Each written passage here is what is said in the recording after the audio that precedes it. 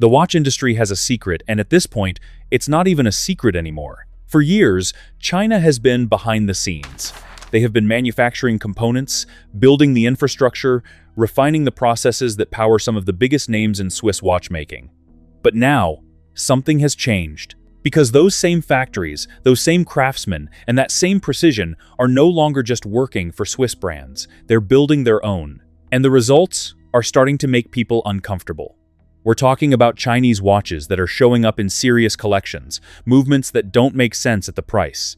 Finishing that would cost multiples if it came from Switzerland. So the question isn't whether Chinese watches are good anymore. It's whether you're still paying for a name when the value is coming from somewhere else. In this video, we're breaking down 10 Chinese watches that are starting to make Swiss brands sweat. 10 Baltony military chronograph. Start here, because this is the entry point where most people's understanding of Chinese watchmaking gets reset. Baltony occupies a specific corner of the watch world, the vintage military aesthetic. The Dirty Dozen watches. The field watches issued to British, German, and American forces in the mid-20th century. Battered cases with clear dials, Arabic numerals, no flourishes, luminous hands that were built to be read in a trench. These watches have become deeply collectible, and the legitimate vintage pieces sell for 4 figures at minimum. Heritage brands like Nevada Grenchen and Benrus have released reissues, nice watches, but they run into the $2,000 range, which removes them from the casual buyer. Baltony looked at this gap and decided to fill it with something technically better than most of the originals. The Baltony military chronographs use a Seiko VK64 Mecha quartz movement. This is an important distinction. Mecha quartz is not a standard quartz watch. It uses a quartz oscillator for timekeeping precision, but a mechanical chronograph mechanism for the pushers and the sweep hand.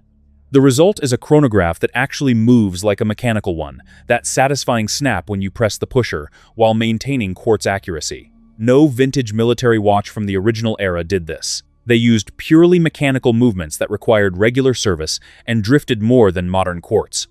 The case is bead blasted to replicate the matte texture of genuine military-issued steel. The lume application uses old radium color Super Luminova, a slightly aged cream tone rather than the clinical white of modern applications. This is a deliberate aesthetic choice. It recreates the look of a watch that has spent decades on a wrist, without the actual degradation. Sapphire crystal, which no original Dirty Dozen watch ever had. $200 for a watch that looks more authentically vintage than most heritage reissues, while being more reliable than any of the originals. This is not an accident. Baltony studied exactly what collectors want and built it with precision. There's a type of collector this watch was made for. The person who grew up watching war films, who knows what a Dirty Dozen watch is, who has always wanted one, but couldn't justify spending $2,000 on an aesthetic choice. Baltony gave that person what they actually wanted: the look, the feel, the visible vintage details, without asking them to also pay for heritage they didn't need. At $200, the decision costs nothing. The result feels like considerably more. Baltony didn't copy vintage watches. They built better ones and used the vintage aesthetic as the design language. Baltony is vintage done right for $200. What's next moved past aesthetics entirely. This is pure engineering, and it's making Swiss divers look overpriced. 9. San Martin SN 0121 Titanium. San Martin used to make homage watches. Copies of famous Swiss designs, well-assembled, competitively priced. That chapter is over. What they are now is something the watch industry doesn't have a clean category for yet. A Chinese brand doing genuine materials engineering at a price point that makes the Swiss supply chain look structurally broken. The SN0121 uses grade 5 titanium. Here's what that means in plain terms. Regular titanium, which is grade 2 titanium, is soft and light. Most Swiss brands who offer titanium watches, including Tudor on some models, use grade 2 because it's easier to work with. Grade 5 is an aerospace alloy, titanium mixed with aluminium and vanadium, that is harder, more scratch-resistant, and used in aircraft engine components, biomedical implants, and racing equipment. It's not cheaper to use. It requires better machinery and more skill to machine and finish. San Martin chose it because it's the right material, not the easy one. The finishing on the case is brushed flanks and polished bevels. This combination, alternating textures across surfaces, is the hallmark of quality finishing in watchmaking. You find it on Grand Seiko, and on watches that cost 10 times what this one does. On a $400 Chinese watch, it surprises people who handle it in person. Inside is the Seiko NH35 movement. Think of the NH35 as the mechanical equivalent of the engine in a well-proven car that has been in production for decades with no known terminal failures. It runs at 21,600 vibrations per hour, wins automatically and manually, hacks for precise setting, and has a documented service life measured in decades. Every watchmaker in the world knows it. Parts are available everywhere. A Swiss equivalent, Grade 5 titanium ceramic bezel, comparable finishing, from Longines or Oris, would sit at $2,500 or above. San Martin is charging $400. This is not a quality gap. This is a margin gap. And the Swiss brands are aware of it. San Martin didn't undercut Switzerland. They exposed the secret math. The math is brutal. What's next isn't competing on price at all. It's competing on design, and winning awards doing it. 8. The Complication King. Barron's BHR 030 Starship. When watch people use the word complication, they mean any feature beyond just telling the time. A date is a complication. A second time zone is a complication. A wandering hour display is a serious complication that typically lives in watches, costing $30,000 and above. Brands like Urwerk charge between $40,000 and $80,000 for wandering hour mechanisms. The engineering is genuinely demanding. Getting the hour numerals to float across the dial at exactly the right rate, with smooth motion, in a package that can be worn daily, requires precision that has historically justified those prices. Barron's is a Chinese brand that looked at that price structure and apparently decided it was mostly mythology. The BHR 030 Starship delivers wandering hours and retrograde minutes, where the minute hand sweeps forward and then snaps back to zero at the hour, in a case that looks like no Swiss watch has ever looked. The architecture is industrial and kinetic. Looking at it feels like watching something that should be much larger. The movement base is a modified Miyota or Sellita, but the in-house module that delivers the wandering hour mechanism is where the engineering actually lives. Swiss independent watchmakers who have examined Barron's watches publicly have admitted they cannot fully account for how the price is maintained given the complexity of the module. At under $4,000, the BHR 030 places complication watchmaking, the kind of thing that was reserved for collectors with disposable incomes, into the hands of someone on a normal budget who just thinks watches should do more interesting things. Whether the Starship architecture appeals to your taste is personal. Whether the complication is real is not a question. It is, unmistakably, real. Barron's didn't make a cheap version of a wandering hour watch. They made the one that most people can actually buy. Barron's has serious complications for serious buyers who aren't millionaires. The next watch has 60 years of history and a movement that Swiss brands quietly retired while China kept building. 7. Seagull 1963 38mm reissue. In the early 60s, the Swiss company Venus manufactured a column wheel chronograph movement called the Venus 175. It was intricate, beautiful, and became the basis for chronographs issued to Chinese military pilots. When Venus stopped production, the Seagull factory in Tianjin reverse-engineered the movement, refined it, and kept building it. That movement became the ST1901, and it has been in continuous production ever since. The result is the Seagull 1963, and it is the most important chronograph story in watchmaking that most people in the West haven't fully absorbed. A column wheel chronograph is fundamentally different from the modular designs most Swiss brands use today at entry and mid-price points. In a column wheel design, a precisely machined wheel with small pillars controls the engagement of the chronograph mechanism. It produces a smooth, precise feel when you press the pushers. Tissot's Tissot T-Sport chronographs use a lateral clutch. Cheaper, simpler, less satisfying. Hamilton's khaki field chronographs have moved toward modular constructions. At under $500, most Swiss chronographs are engineering compromises dressed in good-looking dials. The Seagull 1963 38mm reissue, the version with the red star dial, offers a column wheel chronograph mechanism through a display caseback so you can watch it operate. The movement has been refined over decades. By 2026, the quality control on these pieces has stabilized to the point where collectors are recommending them without caveats. The dial text is clearly printed. The seconds register sweeps smoothly. The case finishing is honest, not luxury, but correct. For $500, you are buying more mechanical sophistication in a chronograph than anything the Swiss industry will sell you at 3 times the price. The Swiss industry knows this. Tissot knows this. Hamilton knows this. They have chosen not to compete on this ground because competing would require admitting the ground exists. There is a scene that played out in collector forums over the past several years that captures this dynamic precisely. A collector would post a photo of their Seagull 1963 next to a Swiss chronograph costing 3 or 4 times as much, with the caseback removed on both. Side by side, the column wheel in the Seagull would be immediately visible and immediately recognizable to anyone who knew what they were looking at.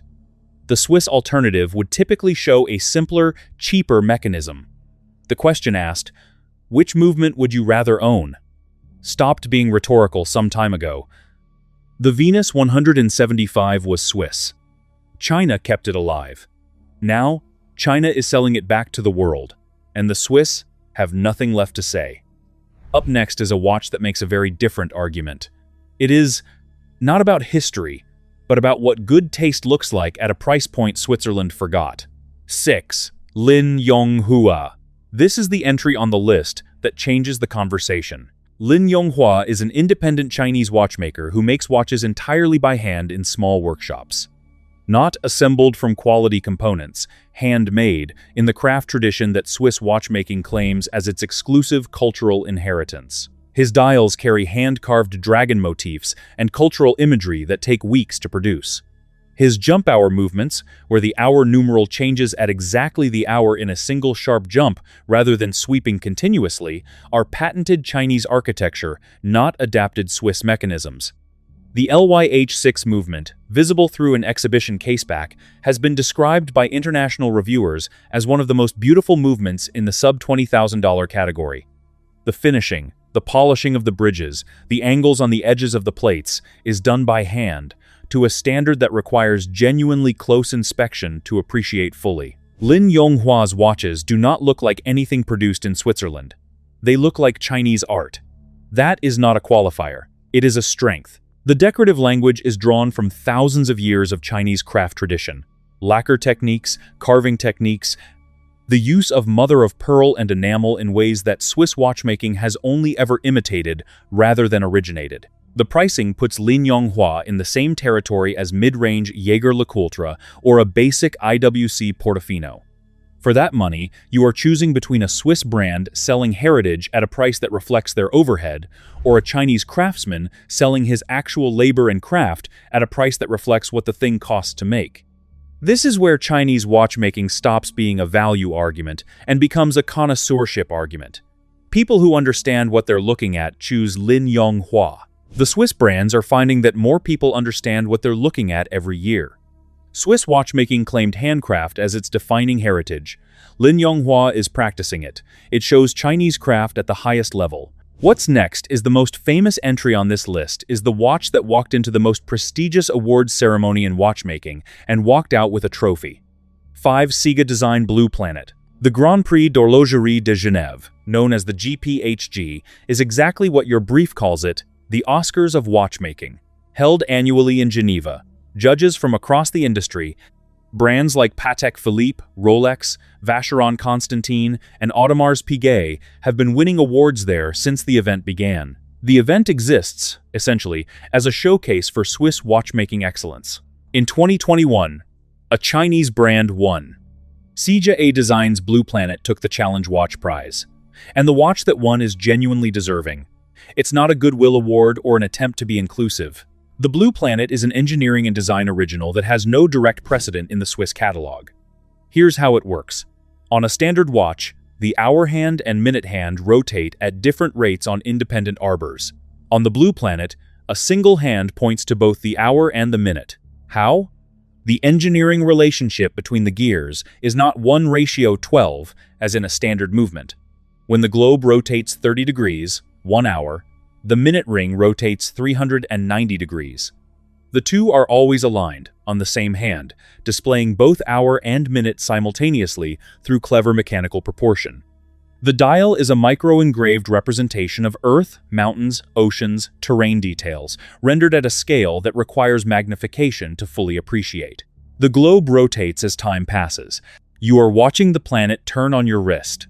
After winning the GPHG, the original Blue Planet was acquired by the Geneva Museum of Art and History for its permanent collection.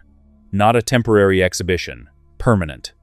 The same institution that holds timepieces from Breguet and Patek Philippe now holds a watch that was designed and manufactured in China. The watch costs around $1,000. The movement accuracy is not its strongest argument. At -15 to +30 seconds per day, it runs wide. But accuracy is not why you buy this watch. You buy it because nothing in the history of Swiss watchmaking looks like it. The GPHG jury sat down in Geneva, looked at a Chinese watch, and gave it the prize. Some of the most traditional Swiss manufacturers in the room applauded. That is how completely the conversation has changed. Now, let's talk about a craftsman making something that the Geneva workshops are supposed to be the only ones capable of. 4. Atelier Wen Perception Juan. Guilloche is the name for a dial decoration technique that involves engraving repeating geometric patterns by hand using a machine called a rose engine. The rose engine holds the metal disc, while a cutting tool traces precise, overlapping curves across the surface. So, it creates patterns that cannot be replicated by a computer-controlled engraving tool because the handwork produces organic variation that machines eliminate. The result is a dial that catches light differently from every angle, in a way that printed or machined patterns never do. In Switzerland, hand guilloche dials appear on watches from Breguet, Patek Philippe, and Vacheron Constantin. Entry point for this level of finish, roughly $20,000. Atelier Wen is a Chinese brand. Their master craftsman Cheng Yukai operates a rose engine and produces hand-turned guilloche dials for the Perception collection. The Xuan, which means rotating or dark and deep, depending on context, combines this dial with an ultra-thin movement that brings the total watch thickness to 9.4 millimeters. That thickness is in the territory of Piaget's Altiplano and Vacheron's 222 watches that define the ultra-thin category and carry prices of $15,000 to $30,000. The Xuan sells for approximately $3,500. The comparison to Breguet is not rhetorical. If you place the Atelier Wen Xuan and a Breguet guilloche dress watch side by side and examined only the dials, the Atelier Wen would require no apology. Cheng Yukai has trained in the same tradition, operates the same fundamental tool, and produces work at the same level of craft. The price difference is not explained by craft quality. It is explained by a century of Swiss brand equity that is worth something to the buyer but nothing to the dial itself. A limited edition version uses a natural petersite stone dial, a semi-precious mineral with shifting blue, gold, and brown patterns that no two pieces share identically. This is the material equivalent of a snowflake dial. Every watch is unique in a way that no manufactured material can replicate. Cheng Yukai is doing what Breguet's artisans do. He is doing it in China. The rose engine doesn't know the difference. Hand guilloche at $3,000 against $20,000 from Geneva. Next is the watch that makes the strongest structural argument against Swiss value. Not with finishing, but with materials that Rolex uses and no one talks about. 3. Chronos Sub L, 6005. This entry is about one specific and very pointed claim that Chronos is making, and that they can back up. Rolex uses 904L stainless steel for their cases and bracelets. Most other watch brands, including most Swiss brands, use 316L. The difference matters.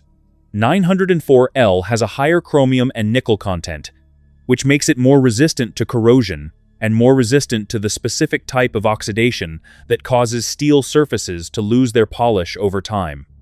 904L is harder to machine and more expensive to source.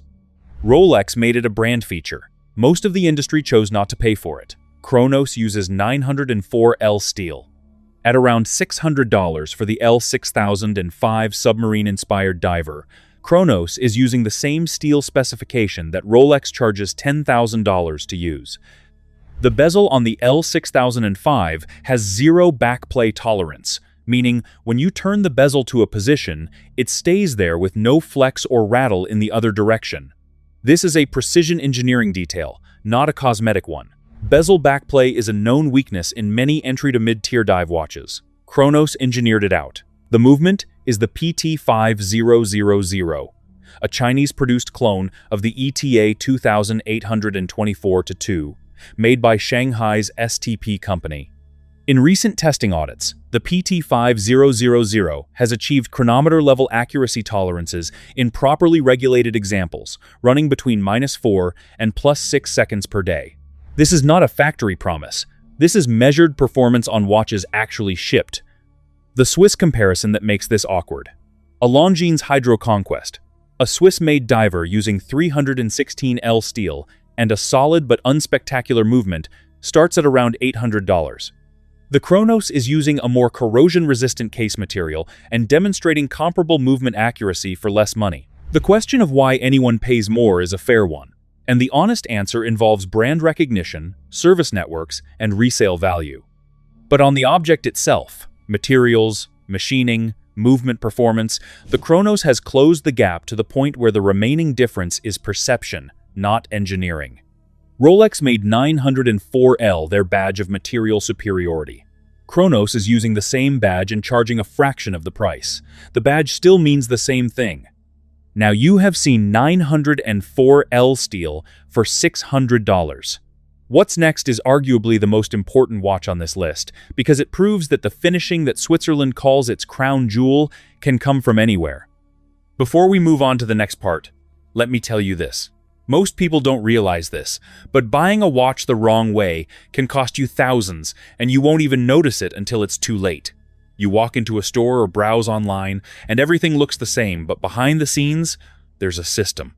Prices aren't always fair, availability is controlled, and one bad decision can leave you overpaying for something that doesn't even hold its value.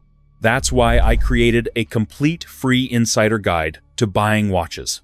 Inside, you'll find the best watches to buy, the watches to avoid, and how to choose a watch that actually fits your style and budget long term. The goal is simple. I'll help you stop guessing and start buying smart. You'll find the free guide in the pinned comment and description. Now, let's move on to the next part. 2.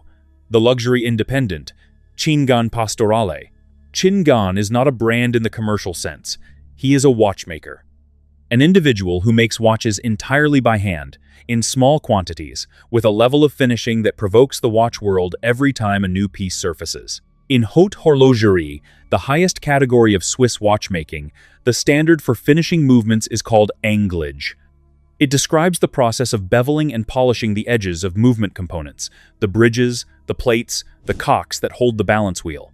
Every edge gets polished to a mirror. Every transition between surfaces gets chamfered to a precise angle. Patek Philippe does this. Lang & Söhne does this. Rolex doesn't. Rolex movements are beautifully finished by industrial standards but don't reach the anglage level. Most of the holy trinity of Swiss watchmaking does. Chingan's anglage has been examined by watch journalists and collectors who specialize in movement finishing. The verdict, consistently, is that his bridge finishing is superior to Patek Philippe's entry-level Calatrava. Not comparable, not close, superior. This is an extraordinarily significant statement in watchmaking terms, because Patek Philippe's Calatrava is the global reference for what a finished dress watch movement should look like. Chingan, working in China, has exceeded it. His pieces are not mass-produced, they are not widely distributed, they are not inexpensive. But their existence disproves something the Swiss watch industry has used as a commercial pillar. The idea that the highest levels of finishing craft exist only in the Jura Mountains. They don't. One person in China has demonstrated that comprehensively. The Pastorale is the watch most commonly associated with Chingan's name in international coverage. Its movement finishing is what people photograph when they encounter it. They are not photographs of a watch. They are photographs of skill. Here is what anglage actually requires, so the comparison lands properly. After a bridge is machined to shape, every single edge where two surfaces meet gets individually filed and polished at a specific angle. A standard bridge might have 20 such edges, Each one needs to be polished to a mirror finish with no visible tool marks and no visible rounding of the corner. The human eye can detect deviation at the scale of microns. This is not a process that can be rushed. On a complex movement, the anglage work alone takes more hours than assembling the entire movement. Patek Philippe's entry-level pieces represent the top of what industrial production can achieve at this skill level. Qin Gan, working alone, exceeded that threshold. The evidence is in the photographs. Qin Gan didn't need Switzerland to teach him finishing. Switzerland should be taking notes. Qin Gan shows individual craftsmen finishing movements past Patek Philippe's standard. The last watch on this list is technically a Swiss brand, and that's exactly why it belongs here. 1. Furlan Mary. Furlan Mary is, on paper, a Swiss brand. Designed in Geneva by Andrea Furlan, a graduate of the elite Ecal Design School who worked for Chopard and Hublot. Founded with Hamad Al-Mary, a watch collector and artist from the Middle East.